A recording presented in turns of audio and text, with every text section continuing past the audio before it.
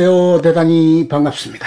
인생 수첩 배철현, 러시아 소설가 안톤 체흐프 초상화, 오십 브라즈 유화, 1898년 러시아 모스크바 트레체코프 미술관.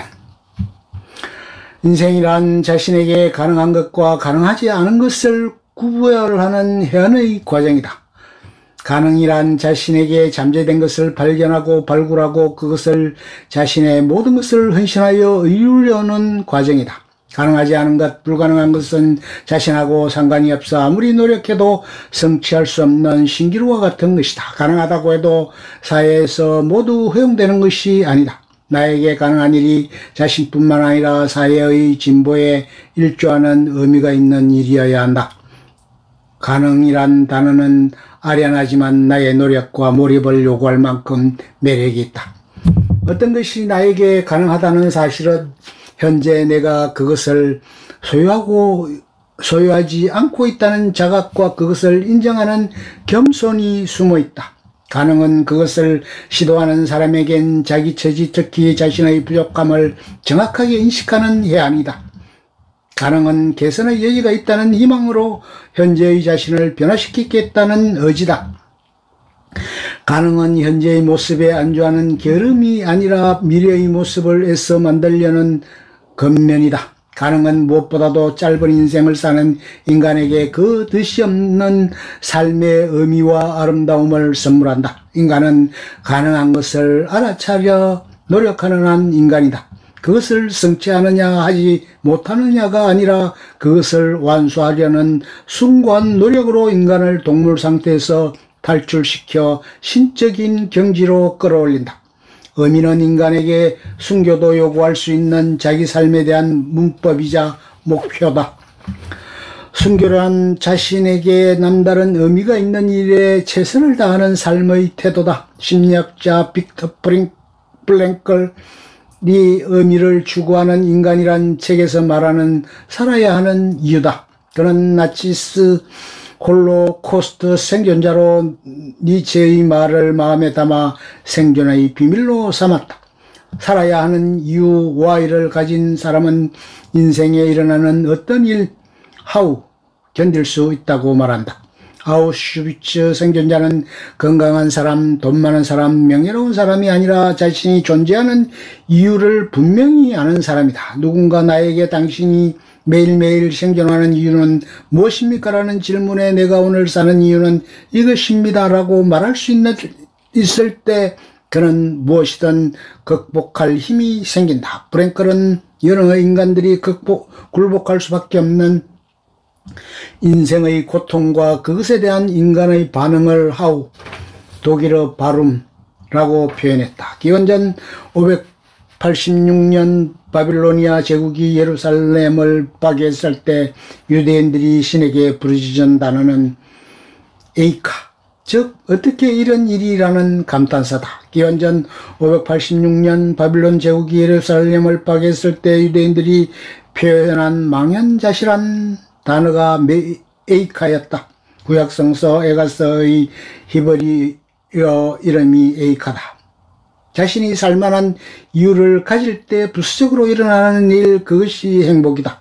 행복, 해피니스라는 영어 단어는 자신에게 의미가 있는 일에 몰입할 때 나에게 생기는 일, 즉 해프닝이다. 같은 어원에서 온 두 단어다. 그런 사람만이 아름답다. 그녀는 한 손이 꽃처럼, 한 그루 나무처럼, 한 마리 새처럼 언제나 자신에게 몰입되어 있다. 소나무가 옆에 있는 소나무가 자신보다 잘생겼다고, 자신보다 크다고 불평하거나 시기하지 않는다. 소나무에 너는 누구냐라고 묻는다면 소나무는 거침없이 말할 것이다. 나는 나다. 노예로 살다가 자기의 삶의 의미를 찾아 그것을 깨닫고 철학자가 된 사람이 있다. 그는 자기 삶의 어려움을 통해 인생의 핵심을 간파했다. 로마 시대 세네카, 마르쿠스 아우렐리우스와 함께 대표적인 후기 스토아 철학자 에픽테토스, 기원 후 55년에서 135년다. 그는 프리지아의 히에라폴리스, 오늘날 특히 피무칼레에서 노예로 태어났다. 그의 이름은 에피테수스는 돈을 주고 산이란 이름으로 노예 신분을 나타내는 이름이다. 그곳에서 주인이 그의 다리를 부러뜨려 일생 절름발이로 살았다. 그는 후에 네로 황제의 서기관인 에파프로디토스의 노예로 로마에 거주했다. 에파프로디토스는 그의 철학 공부에 대한 열정에 감동하여 당시 최고의 철학자 무소니우스 루푸스로부터 철학을 사사하도록 허락한다. 그는 네로 황제가 68년에 죽자 자유신분을 획득하고 철학을 가르치기 시작한 전설적인 인물이다. 그는 후에 당시 로마 식민지였던 니코폴리스 그리스 서부에 철학학교를 세워 후학을 가르쳤다. 그의 가르침을 그의 제자인 아리안이 모아 두 권의 책을 냈다. 한 권은 담화록이고 다른 한 권은 인생수첩이다. 인생수첩은 다마르고의 요약이다. 인생수첩이란 책의 본래 이름은 엔케리디온이다. 엔케리디온은 그리스어로 손에 케일, 쏙 들어오는 것이란 의미로 당금이나 수첩을 의미한다. 항상 손에 들고 다녀 자신의 삶에서 군더더기를 갈라내는 당금과 같은 삶의 교본이다.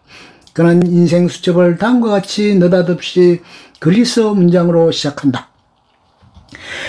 만물에 존재하는 것들은 두 부류로 나뉩니다. 한 부류는 우리가 하기 나름인 것들이 있고 다른 부류는 우리와는 상관없는 해도 안 되는 것들이 있습니다. 자기가 하기 나름인 것들은 판단, 충동, 욕망, 혐오, 지적인 활동들입니다. 상관없는 것들은 신체, 물질, 명성, 관직, 한마디로 우리가 조절할 수 없는 것들입니다. 이 문장은 스토아 철학자들의 주기도문입니다. 의미가 있는 아름다운 인생의 출발점은 내가 시도하여 변할 가치가 있어 해볼 만한 가치가 있는 것들과 해볼 만한 가치가 없는 것들에 대한 구분이다. 에픽테토스는 내가 아무리 노력해도 그 결과를 산출할 수 없는 것들로 신체, 재산, 명성 그리고 고위관직을 예로 들었다. 시간이 지나면 몸이 쇠약해지고 재산은 운명의 여신의 뜻으로 있음과 없음을 반복하고 명성은 대중에게 의존하고 고위관직은 상관자의 변덕에 복종한다. 이와는 반대로 내 의지로 그 결과를 도출해낼 수 있는 것, 한마디로 해볼 만한 것들이 있다. 타인의 방해를 받지 않고 자유롭고 끝임이 없는 온전한 나의 소유들이다. 나의 깊은 생각을 통해 의견, 선택, 의지 그리고 회피다. 의견이란 나의 개인적 지적 활동이며 선택이란 내 삶에 어울리게 버리고 취하는 행위이며 의지란 더 나은 자신을 위한 노력이며 회피란 자신에게 어울리지 않은 것을 과감하게 버리는 행위다. 내 손안에 있는 오늘이라는 수첩이 나에게 당금이 되어 나에게 묻는다. 내가 오늘 할 수 있는 것은 무엇인가? 그리고 내가 굳이 하지 않아도 되는 것은 무엇인가?